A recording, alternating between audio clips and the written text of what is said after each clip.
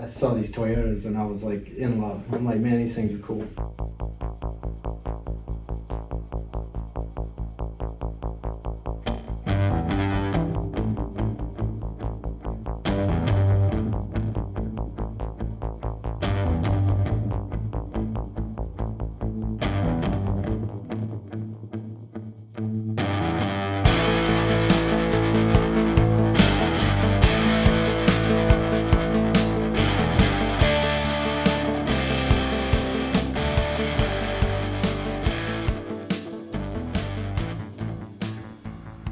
Welcome to Toyota Time with Timmy the Toolman and Sean. Today we are on location in Lewisburg, North Carolina. And the reason why we made this trip is we are collaborating with East Coast Gear Supply to make some cool videos for you. One video is going to be a tour of their newest facility, which is a ginormous facility. It's 100,000 square feet. It's well organized and you're going to be able to see their operations. We're going to interview the CEO, Chase Perry, and learn some things about himself and how he got started with this business. The other two videos we're going to make with East Coast Gear Supply is a rebuild and re-gear of my rear differential e-locker in my 98 4Runner. And then we're also going to rebuild and re-gear the front clamshell differential in my 98 4Runner, which is also going to include installing a hair-up e-locker. When I made the decision that I wanted to re-gear my differentials, at first I did consider doing the work myself. But after learning that some of my buddies that are very mechanically inclined had decided to use a company like East Coast Gear Supply to do their re-gearing, I started thinking maybe I should go that route myself. Differential work isn't something that's super easy to get right the first time. This is a skill that you get better at with repetition. So yes, you could do it yourself, but there is a good chance that you could mess it up, and then you're messing up expensive gears, expensive lockers, and then you also lose a lot of time if you mess up, because now you got to pull your differential back out and then figure out where you went wrong, and maybe you just give up at that point and you end up sending it to a place like East Coast Gear Supply that you know is going to do it right, and you're not going to have to worry about it failing on you, because these guys do this day in and day out and they've done it millions of times. So without further ado, we're going to get started with this interview and this tour of the East Coast Gear Supply facility. All right. Hey, Chase, thank you very much for inviting Tom and I to your facility. We know you don't do this for a lot of people, so we really appreciate the opportunity to come here and do a tour, and most importantly, to be able to film some rebuilding of my differentials. So first of all, how did you get your start in this industry? Well, I went to college. I got a finance degree. I worked in a nursing home care management company for a couple years, doing cash management, financial statements, real estate management, transactions, stuff like that. I was young, stared at a computer all day long, and I was like, oh my gosh, I can't do this for the rest of my life. I was pretty good at it. I didn't really feel like I was going to go anywhere for a long time because I was so young. Everybody else was 40, 50. It's not like they were going to make me the boss. In that time, it's back when Pirate 4x4 was pretty big, and honestly, the internet was like almost kind of new. Just out of college, I didn't really have internet at the house, but I had it at work, and started getting on Pirate and start looking around and started to see these like first gen Toyotas that were lifted up, had dual cases, you know, re-geared 38s. I'm like, dude, these are like the coolest things I've ever seen. Growing up, when I was a kid, teenager, I had Jeeps and stuff. My dad was very mechanical. We rebuilt a Jeep together, and that's what I drove in high school. Sold it, you know, in college to get something more practical. And then as I got a job and had some money, I saw these Toyotas and I was like in love. I'm like, man, these things are cool. So I started buying Toyotas to flip them. I'd buy them off Craigslist and eBay, drive all over the place, blown head gaskets, blown motors, whatever. And I'd buy pretty much any Toyota there was. If it wasn't fixable, I'd part it out. You know, either save the part so I could fix something else later. And so I was doing that while I was working, and finally convinced my wife. We're up in the Northeast. I kind of grew up in the North Carolina area. I'm like, you know, we should really go back to North Carolina. It's way better than the Northeast. We can afford a house, all those sort of things. And so I convinced her to move down here. I didn't tell her that I wasn't going to get a job, but I didn't get a job when we came, and I just started to really pour into buying Toyotas. And so I was flipping 6, 7 a month for pretty good money. We had a small house, small garage, and as you know, parts and pieces started piling up. But, I had stuff everywhere. It was like a full-scale mechanic shop in this neighborhood. My wife's like, what are we doing? I'm like, So there's a small shop around the corner, a hole in the wall, cars everywhere. It's like the kind of mechanic shop you pull up to and you're like, man, I'm not sure if I want to leave my car. But the guys that owned it, his father and son, brilliant mechanic.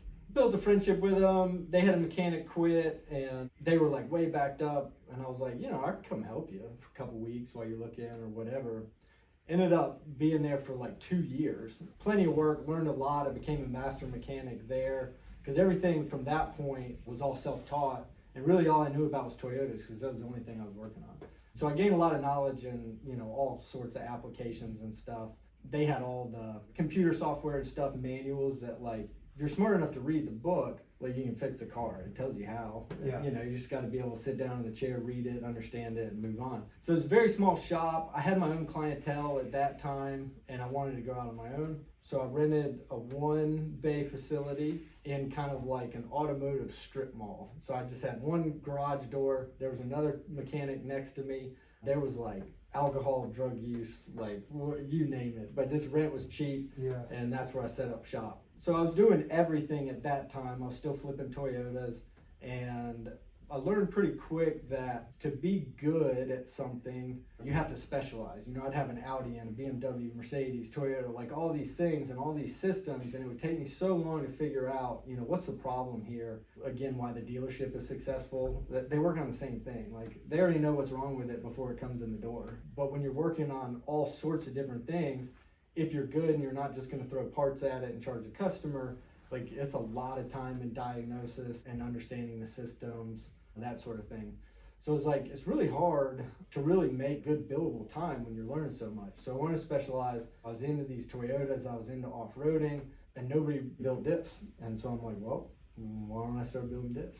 And so got hooked up with a website company, built the website for East Coast Gear Supply, trained myself to build diffs, and through the internet, through different people. At that time, I had a relationship with Randy's Ring and Pinion and Precision Gear, which nobody even talks about anymore. Visited with them quite a bit and just started to learn and saw companies in the industry that were successful. They had parts, right? It wasn't this drop ship game. And so I'm like, well, we need to know how to do it, and we need the parts. And if you look at our website, which I wrote 15, 16 years ago, the mission is good quality products with product knowledge, and that takes care of the rest. I don't know how many times I'll call a company and whoever answers the phone, they don't really know anything about what it is they're selling. And this business is obviously very complicated, just from applications and idiosyncrasies. So that is a challenge for my sales guys to stay up to date with what's happening. But when you asked about what do you think your reason for success is, that's a big part of it, is our product knowledge. What are we selling and why? Every single part number out there, there's a reason why we have it. It's not because we buy from Yukon or we buy from whoever, we have all their stuff. Everything's specific. We call it the rainbow shelves because everybody's good at different things, right? Maybe Nitro makes a great 7.5 gear and Yukon makes a great 8.75 gear. Well, we're going to keep that, right? Because that's what we have to install. We have a service facility here. We're sending these diffs out. Like, I don't care who makes it. I just need it not to come back and the customer be happy. So I moved from my drug shop.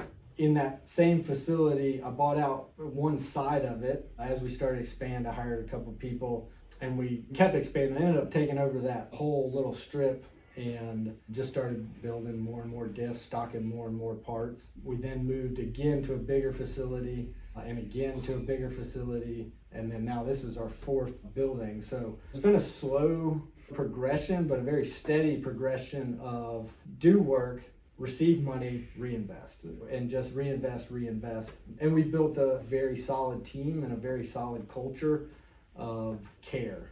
And people are like, what do you mean care? Like the way that we care for each other, the employees here, the way we care for our customers, Like, it is very, very important to me, almost to a fault. If you pay for a product from us, the customer's always right scenario, like, that's true. And sometimes things go wrong, and maybe it's nobody's fault, but as a professional that specializes in diff builds, if we didn't know it was going to happen, it's still our fault, right? You know, it was a bad product or whatever the scenario is.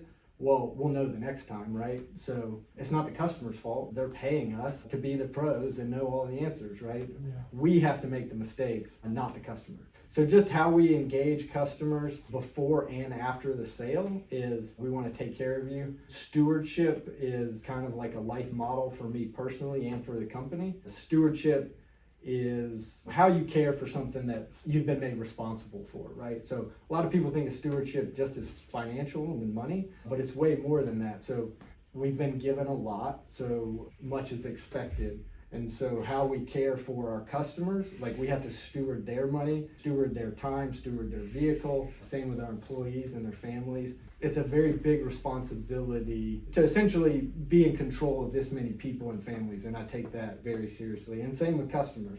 You know, if you bring your vehicle, it is very, very important to me, as it would be my wife's vehicle or whatever, that you get it back and your expectations are met. And I've been doing this a long time. Very, very rarely have we not met a customer's expectations, like 2 or 3 times. And it ended amiably enough. It's just we gotta agree to disagree on this one. But I think that goes a long way in the success. As you were walking in, it's like, you know, your sign outside is pretty small. You know, we don't do YouTube videos. We don't have a big social media presence. The reason for that is that we don't ever take the time. We're wide open, 24 hours a day, taking care of customers, right? So if there came a time where we did have extra time where we weren't caring for customers and their vehicles and their diffs, then sure, let's spend a lot of time advertising and building out this brand. But what I tell people is, East Coast Gear Supply doesn't really have a strong brand. We have a very strong reputation, and there's a difference. The reputation is, people expect that they're going to call here, they're going to get good service, they're going to get good technical support. And a brand is more of what I feel like something in outer space where people, oh yeah, that's a great product. Well, is it? It's really about, especially in this business, who's installing it, how much do they care? So Chase, listening to you describe the history of how you got started and your whole theory of how to do business and how to take really good care of the people who work for you and take care of your customers really well. It really shows in the Toyota world, because that's the world that I pretty much live in, is the Toyota world. And I frequent a lot of Toyota forums. I frequent a lot of Toyota enthusiast Facebook pages. And every time the topic of re-gearing comes up, the East Coast Gear Supply name comes up every single time. And every single time it does come up, it's always super positive. I have not heard one bad word said about your company. So yeah, knock on wood, you got a really good presence in this industry, and it's clear that you guys are doing something right just because of that, because everybody that's in the Toyota off-road world has heard the East Coast Gear Supply name at some point, because you know, people are going to run bigger tires and they're going to be adding armor and stuff, and they're going to want to re-gear. And this segues into what I want to ask you next, is that this is a skill that you get better with repetition and with time and expertise. And this is why even guys like myself and other guys that I know that are very mechanically inclined, they choose to send it to you instead of trying to do it themselves, because there is that learning curve, and it's something that you could get lucky and get right your first time, but then again, you could mess it up, and then you're messing up expensive gears, and you're messing up expensive lockers, and you're going to be wasting time. So what ends up happening is the people that try to do this themselves, they screw up, and then they end up shipping their differential to you to fix their mess up.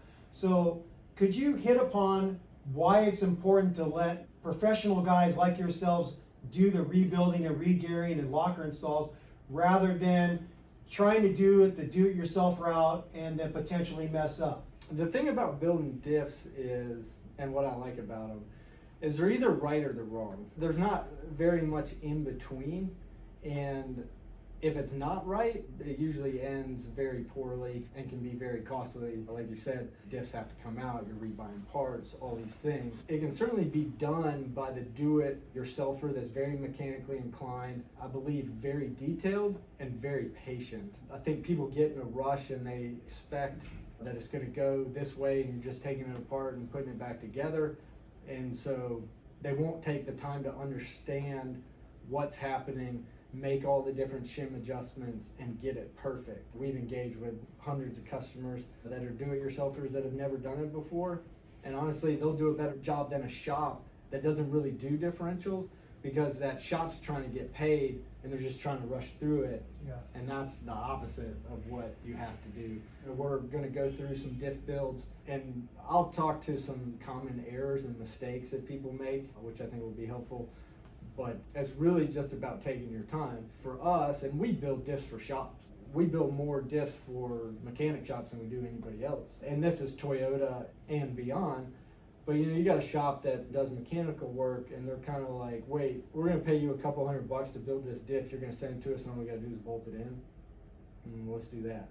Because we're gonna spend 5-6 hours building each one of these, the metrics aren't there. And so from our pricing perspective, that's what we've tried to do. And if you look on our website, we don't ever discount the third members or our complete assemblies, because we are very, very lean on them. We discount the parts that go into them, and we discount the labor. We've calculated, this is how much labor it takes us to do it. This is what we gotta make. We can't discount it. We can inflate the price and then discount it, but I like to sell stuff at what we need to get it for. And because they're such big purchases, I don't want somebody to buy something from us and then 3 weeks later get an email that's like 20% off. And they're like, that could be $400, you know, which is significant. And so we don't want to devalue the product with promos and gimmicks. Like, this is it. We're going to discount the parts. We've got them. We buy them in bulk, so we get a good deal on it. We can discount the parts to you. We can charge you fair labor for someone that this is all they do all day, every day, to give you that confidence. And we've got very healthy warranty that we stand behind. And as you know, if you've traveled around, you got guys with 37-inch tires and whatever, and you can break anything. But we'll stand behind it. And if it gets to a point where it's like your vehicle's built to where this diff can't stand it, we've got upgrade options. We've got the 8.2, we've got Dana 60. Whatever you want to do in the differential world, we've got it. Can it be done by the do-it-yourselfer? Yes. I consider it similar to rebuilding a motor. Can you rebuild a motor? And rebuilding a motor is not difficult, but you got to pay attention and you got to know what's happening, and everything's got to be right? You leave a ring out and it don't work. Yeah, exactly. So, and then that's opportunity cost, right? What's your time worth for you to tackle this yourself? So it's clear to me a do-it-yourselfer could be successful, but they have to be very meticulous and careful and make sure they don't cut any corners, and they can do it. But I think I remember you telling me that the first time you set up a rear diff, it took you like 8 hours to finally feel like you got it right. Yeah. Oh yeah. Or 2 days. It's while you're learning and you're figuring out, bearings are being pressed or being pulled off. Depending on what kind of differential it is, shim adjustments can take longer. Like your E-locker rear's got side adjusters, so adjusting backlash is pretty quick and easy. But say it's a Dana axle, you got to remove the bearings to change the shims underneath. So you got to use pullers and presses and all these things. If you were going to start on one, a Toyota rear diff with side adjusters is a pretty good one to start with because it's fairly simple. The front that we're doing, the clamshell with that Harrop E-locker, not one I would want as my first diff. Especially without some instructions. And again, we'll go through it so people at least see the process and what to look for and watch out for and that sort of thing. So we heard you say that you're a Toyota guy. Are you still a Toyota guy? Yeah, through and through. Don't tell the Jeep guy. The quality of Toyota and the engineering just makes sense to me for some reason. I can take a 22 RE, you can take every bolt off that thing, throw it in a 5-gallon bucket, I'll put it back together because it just makes sense to me. Obviously I've taken a lot of them apart, but when we get into some other, it's like the Nissans I don't care for. and you get into some of these American vehicles and some of the engineering that has happened, I don't know, Toyotas just make sense to me. And I believe they last from resale value. You pay more for them and they hold their value, but you really get more. You take 100,000 mile Tacoma versus 100,000 mile Ford or Chevy. You can make your own call. Yeah. If I'm going to drive to see you in California, I'd rather get in that Toyota. Yeah, same here. I know I'm excited to do the touring facility. I know my buddy Ton is. So what do you say we get going? All right.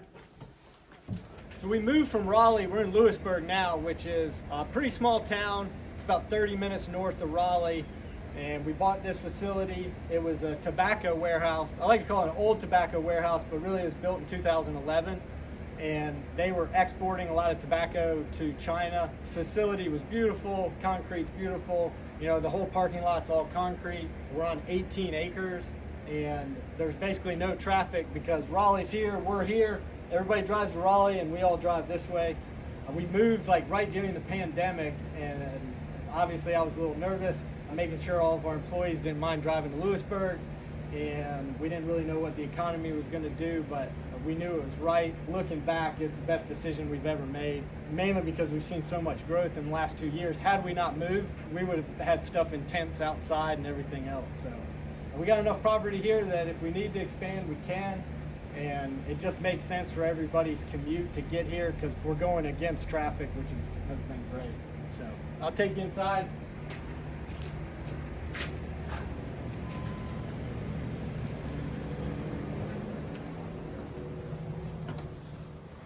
Here's our small waiting area. We don't have a lot of waiters. Obviously, most people just drop it off, but we'll pop into the sales office.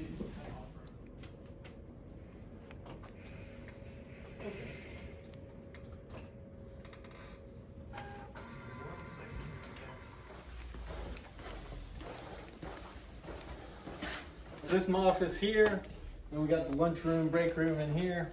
So now we just head out of this door into our warehouse, which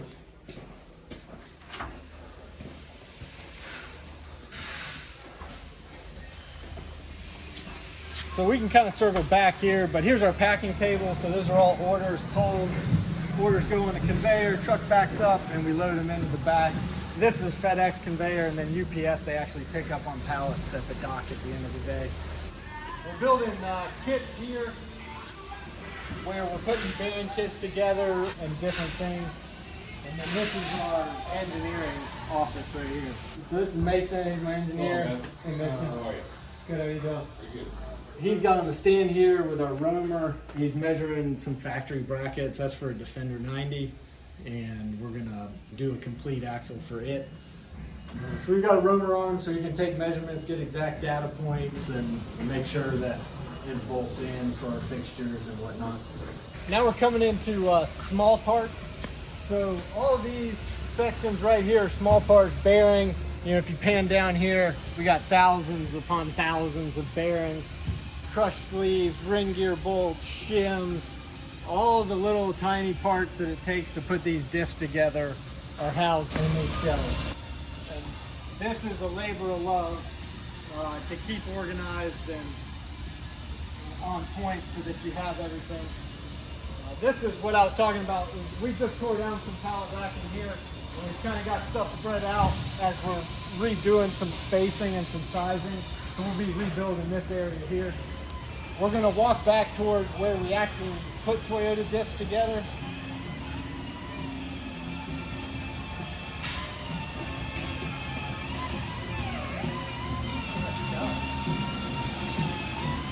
So here's our core rack, all the different cores, Toyotas, and we're pretty light right now.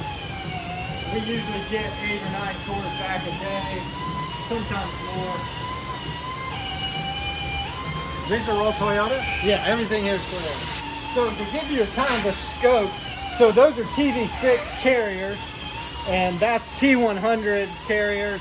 I've thrown away at least 30 crates like that in my career, and that's all ARBs or Detroit True Track or Harrops or whatever, so we have takeout carriers. Same with that T8 clamshell, so thousands upon thousands of discs have been torn apart. They're both prepping diffs right now, getting them cleaned up. That's half the work. So they've got their stands. This is a tear down cleaning stand. There's a parts washer. Anyway, all right, so this is kind of a production environment, and so they'll prep some stuff. Like they're currently prepping this. You got 3, 4, 9 carriers there. There'll be 9 ring and pinions. They'll mount them all here, line them up, and then a couple guys will come over and they'll go ahead and assemble the differentials all at once. We're now transitioning into our shop where we've got drive-on lift, couple racks. I wouldn't say we do a tremendous amount of work in-house as far as actual diffs. We probably do 4, 5, 6 a day. So it's not like we're doing 20 vehicles a day. It's not uncommon for only 1 or 2 vehicles to come in because we've got a lot of high production, loose assemblies that we're shipping. So that's the Defender 90 chassis right there that we're working on. And that's a new JL for regear. So this is one of those production jobs that I was telling you about. So this is actually just a weldment we do, and then we assemble a wheel-in kit to it. So those are all welded up, waiting to get in line to go into final assembly production. So this doesn't really apply to the Toyota world, but it's still cool, I think. We build complete axle assembly from start to finish, from scratch. You got raw tube right here, DOM of different sizes. On these shelves right here are mostly castings, be it center diff castings, C's, knuckles, wheel hubs, that sort of thing. And then we've got machine tubes already wrapped. So these are work orders in process. Basically nothing's been done yet. They will grab the Traveler, write a work plan, and then it'll move into machining, welding, and assembly.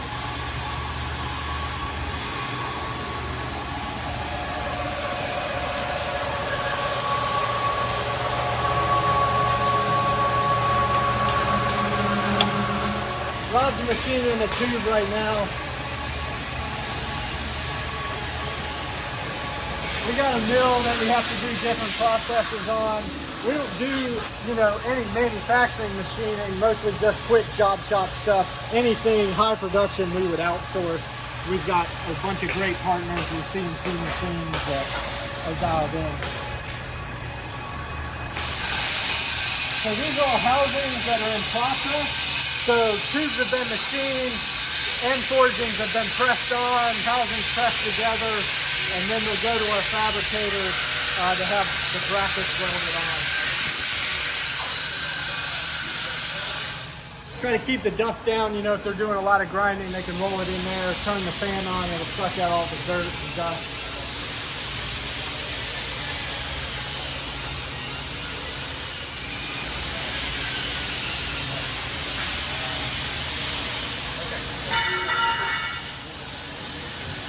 Here's some 9-inch housings that are in process.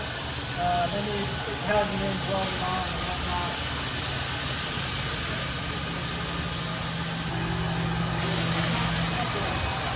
Alright, so Tim was asking why do we do all this crazy stuff, and it's because people are putting on big tires, high horsepower, or doing restos, and you got a 50-year-old axle housing, you're spending a bunch of money on a resto, you don't really want some used crusty things, we'll just build a new one. So we do Broncos, Scouts, Jeeps, Toyotas, you name it. If you need it built, we build it.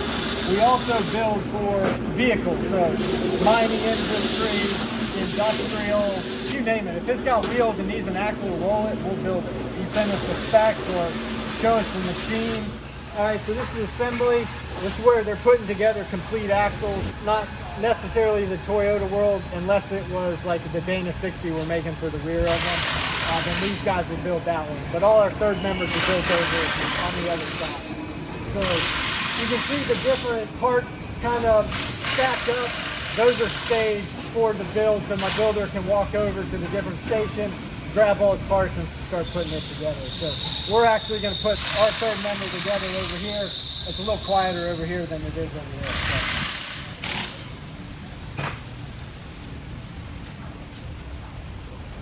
So after they put it together, this is the wash booth. It gets hung here, and on the back side of this is a hot pressure washer with a phosphorus wash. It's 100% environmentally friendly. It's self-contained. It hits that pad, it drains into the back, into the floor, then we pump it through a bunch of filters and then recirculate it and come back up. So we don't release anything into the environment, which is really cool. This was a new build when we moved over here. We built all this ourselves, including the booth. We even built the frame around it to pour the concrete in one pour. So we talked to a bunch of concrete guys and they're like, we can't do it in one pour. We don't know how to build the frame. And we're like, we'll build the frame. And so we built the outside and then we built an inside to it that hung over the side so they could pour it in one pour. We're real proud of this thing. It seems stupid, but painting is actually pretty difficult. It's all about prep. And you know, to get that high production, it's got to be efficient. So as soon as these guys have done it, it's hanging here. We got 3,000 PSI, 250 degrees spraying at this with a degreaser and then a phosphorus wash that preps it for paint. So it just stays on this track here, and because I don't know what time it is, it's around lunchtime. So everything that got painted yesterday has already been unslung and is over in shipping to get packed up.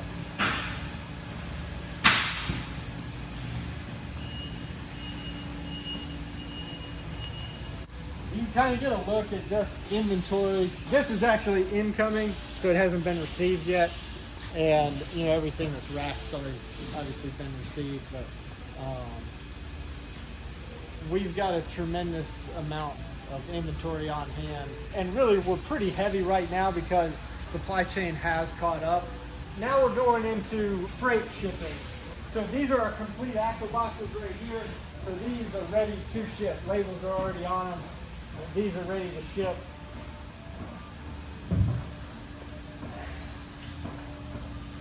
He's packing some right now. This is those weldments we saw over in the shop. They're assembled now. So he's got those crated up. We still got to put a box over and wrap them up before they ship out. But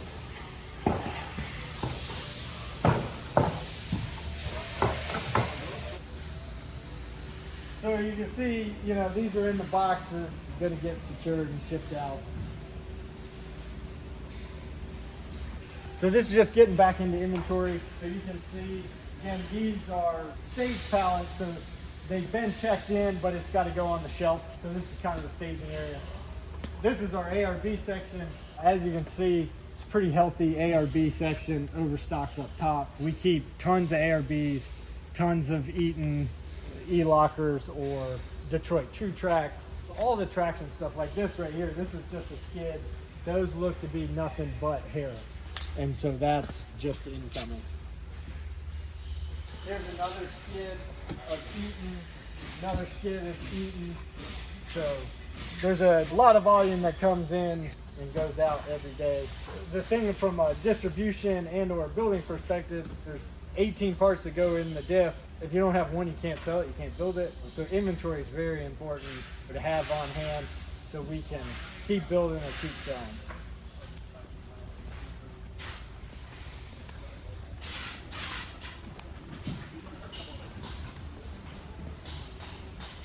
Just more inventory, you know, shelves after shelf. Looks like we did the full circle, huh? Yeah. Here's some diffs here that are waiting to be packed up. We got a pretty slick way of shipping the differentials where we double box it. Here's some of the boxes right here. So they go in a plastic bag. They get dropped in here with packaging material and then they get shoved into this box. So everything's nice and tight. You got a bunch of cardboard between the diff. And we've played with plastic totes and buckets and all sorts of stuff over the years. And this has seemed to work the best. You talk about how you ship them to the customer. What is the best way for a customer to ship them to you to be rebuilt and re-geared and lockers installed? The box method or the 5-gallon bucket method? What's better? So here's the shipping lesson of the day. You can ship 1,000 pounds in a cardboard box so long as that 1,000 pounds doesn't move. And what happens sometimes, which is why sometimes I tell people, you know, ship them in a 5-gallon bucket. If you drop like a rear third in a 5-gallon bucket and put the top on, it's like really tight and it can't move. So it works pretty well. Shipping a bucket can be awkward for the shipping company. Sometimes they'll give you a hassle if you're dropping it off. The box works really well, but you really need like the exact size box. You know, we got a cheat sheet over here in the corner for, you know, the 8 different Toyotas that tell you which size to use. We don't buy this box. We actually like engineered the box, and then we have them custom made for every application so it doesn't move, and we double box them. If you can find the right packaging where it's nice and tight in there, a square package shipping is the best. Big plastic totes and stuff, anything to protect it, but the biggest thing is it just can't move. You put a 65-pound diff in a steel container and it's bouncing around from here to California, stuff's gonna get broken, you know, screwed up with it. The plastic totes that we did try, they were actually getting broken in shipping and they weren't reusable, and they were costing us so much money we could only get like 2 or 3 rides out of them. And I'm like, we got to go back to something that we can throw away. Yeah. So then we switched back to boxes. And as particularly in the pandemic, shipping quality went way down for drivers and stuff. We lost a lot of diffs out of those plastic totes. I mean, these are heavy duty plastic totes, and the diffs were bolted in, and it's gotten better since, but it's really important to pack these things well for the customer, make sure they show up right. So seeing the magnitude of this operation and everything you have going on here, is it safe to say that East Coast Gear Supply is the biggest company in this specialty of differentials in the United States, or maybe even the entire world? I don't know of anybody bigger than you guys, but maybe there is. I don't know everybody's businesses, but we're up there. We swing more diffs than a lot of big names, but we don't talk about it, and we don't need to, because we don't really care about being famous. We care about the customer and what you get, and people come back. Mixed with some of our OEM business, we've gotten some military contracts overseas where they're building some assault vehicles we're building axles for. We build a lot of axles. Yeah, it definitely sounds like, and it looks like it, looking at the size of your operation. And then because you have all this space, it looks like the workflow is organized very well to where you guys can be as efficient as you want to be, because you have just a nice flow of the operation. Yeah, that was a big part of moving to this facility, was the flow. Our other facility, and no fault to that facility, but it just kept growing. So you put stuff here, you put stuff there, and then it was just like boom, and all over the place. So much time in material handling, where our time needs to be spent in assembly, not material handling, that sort of thing. That wash, prep, paint process, we wash it, paint it, dock is huge, and it goes fab, assembly, wash, paint, dock, and it's all in a line. So continuous improvements every day, every week. We're all committed to it. Every team member here is, how do we get better at what we do? How do we make it more efficient? How do we make the quality better? How are we 100% sure? So, you know, we learn new stuff every day. And just in the last, I was talking to somebody a couple weeks ago about how much I felt I've learned in the last 2.5 years, be it with this big facility move, setting up this new line, the flow of it, and just the growth. If you're not learning, you're going backwards, and we learn every day. So how many people do you employ here? It's around 45 to 50, depending kind of on the season and what's going on. About 47 is comfortable. 45 is a little cutthroat, and 50 is a little heavy. If we can get 50 guys in here, we can concentrate on training and process improvement and stuff like that. We have a very low turnover. It's really getting guys trained up to our level. And a lot of times we'll have new people come in, and we talked about it before, they're really not prepared for this kind of environment, and it's very cutthroat, very high paced, and there's a lot of expectations, not necessarily for me, from your coworker. Like, everybody needs to do their job and they need to give 100%, and that's the culture. If you're used to kind of floating, this is the wrong job for you. and it's not for me. Those boys will eat you up. Yeah. We're here to work, and when you talk to our welders and our disc builders, this is an art, this is a passion. That goes down the line. My welder does a beautiful job pressing this thing together, welding it, whatever. If my assembler screws it up, like, he's mad. You know, you ruined my product. But we really do. We hold it all accountable to the quality that we want to put out. Yeah.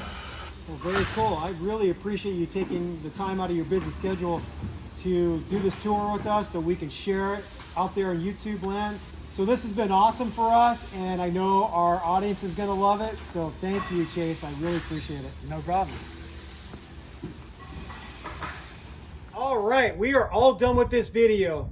We hope you enjoyed the interview we did with the CEO of East Coast Gear Supply, Chase Perry, and we hope you enjoyed the tour of their facility. What I walked away with from this experience is an even greater respect for the East Coast Gear Supply Company. From listening to Chase Perry talk and his theory of how to do business and how he treats people, his employees and his customers, it's clear to me he's doing something right. He was able to build his business from the ground up, from starting in a one bay garage in a not so great part of town to where he is today in a 100,000 square foot facility with a very well organized operation, as you saw. So if you're in the market to get your differential rebuilt, re-geared, or locker installed, it's safe to say that you can trust East Coast Gear Supply with your differentials. Like you heard Chase say, a do-it-yourselfer can handle this job, but the caveat is they have to be very patient and they have to be very meticulous. You can't cut any corners and you have to make sure it's done right. The guys Chase has employed that do this day in and day out, they have a ton of experience in their heads, and we're not going to be able to impart all that experience in the videos we're going to make with East Coast Gear Supply. We're going to show rebuilding and re-gearing my rear differential,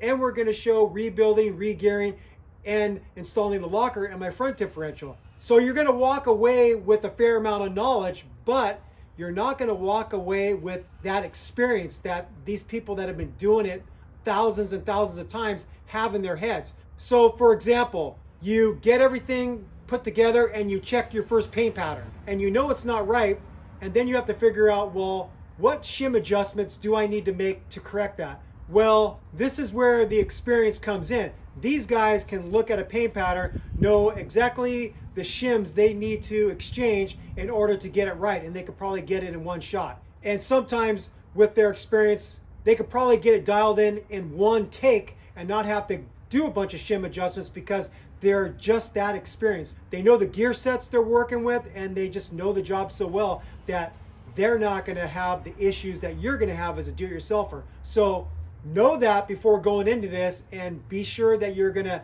put the time in necessary to be successful. I just can't say it enough that I'm super impressed with Chase Perry and the company East Coast Gear Supply he built. It's a solid company led by a really cool guy, and I feel really privileged that I got to sit down with Chase Perry and learn about him and the company he built. With all that said, we thank you for watching Toyota Time with Timmy the Toolman and Sean and my helper Ton. Thank you for watching. Thank you for subscribing. If you have any questions or comments, do that below. Take care. Bye-bye. Sick mods and sick differential rebuilds by East Coast Gear Supply. Peace out. Happy wrenching. Bye-bye.